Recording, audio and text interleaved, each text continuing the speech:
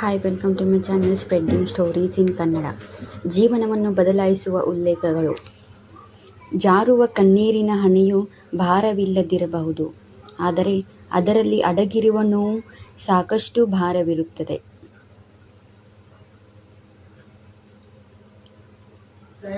ಯಾರು ಏನೇ ಯೋಜನೆ ರೂಪಿಸಿಕೊಂಡಿದ್ದರೂ ಅಂತಿಮ ನಿರ್ಧಾರ ಮಾತ್ರ ಪರಮಾತ್ಮನದೇ.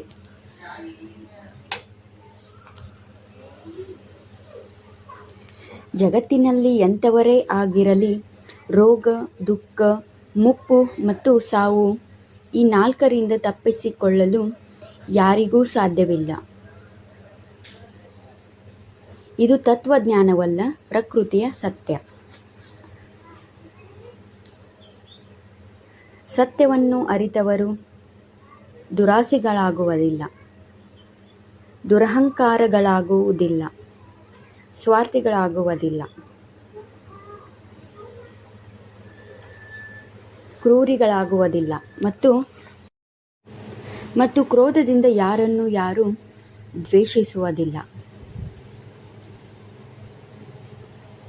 ಬಯಸಿದ್ದನ್ನು ಪಡೆಯಬೇಕೆನ್ನುವ ಹಠ ಇರಬೇಕು, ಆದರೆ ಮತ್ತೊಬ್ಬರಿಂದ ಕಿತ್ತುಕೊಂಡು ಬದುಕುವ ಚಟ ಇರಬಾರದು.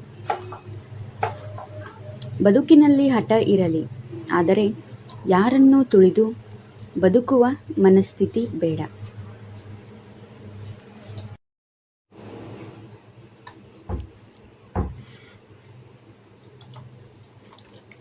ಸ್ನೇಹ ಸೌಜನ್ಯದಿಂದ ಮನುಷ್ಯನನ್ನು ಗೆಲ್ಲಬಹುದು ಹೊರತು ಬರಿಯ ಶಕ್ತಿಯಿಂದಲ್ಲ. ತೆರೆದ ಮನಸ್ಸಿನಿಂದ ಎಲ್ಲವನ್ನೂ ಕೇಳಿಸಿಕೊಳ್ಳಬೇಕು. ನಮಗೆ ಅಗತ್ಯವೆನಿಸಿದ್ದನ್ನು ಮಾತ್ರ ಉಳಿಸಿಕೊಳ್ಳಬೇಕು.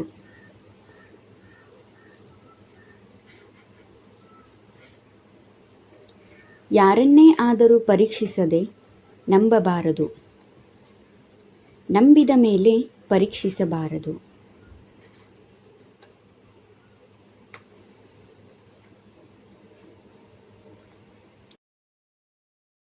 ನಿನ್ನೆಯ ನೆಪದಲ್ಲಿ ಇಂದು ಜೀವಿಸಿದರೂ ನಾಳಿನ ಭರವಸೆಗಾಗಿ ಪ್ರಶ್ನೆ ಕೇಳುವುದನ್ನು ನಿಲ್ಲಿಸಬಾರದು.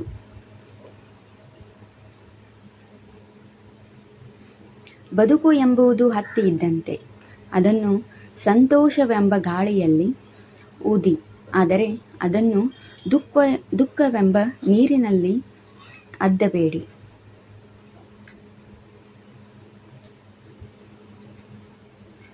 ನಾಳೆಯೇ ಸಾಯಬಹುದೆಂಬಂತೆ ಜೀವಿಸು, ಯಾವಾಗಲೂ ಜೀವಿಸುತ್ತೇನೆ ಎಂಬಂತೆ ಕಲಿಕೆಯನ್ನು ಮಾಡು.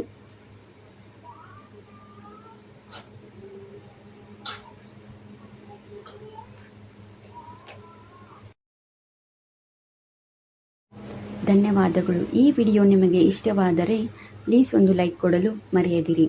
ಇನ್ನೂ ಹೆಚ್ಚಿನ ವಿಡಿಯೋಗಳಿಗಾಗಿ ಕಮೆಂಟ್ ಮೂಲಕ ಹೇಳಿ. Thanks for watching.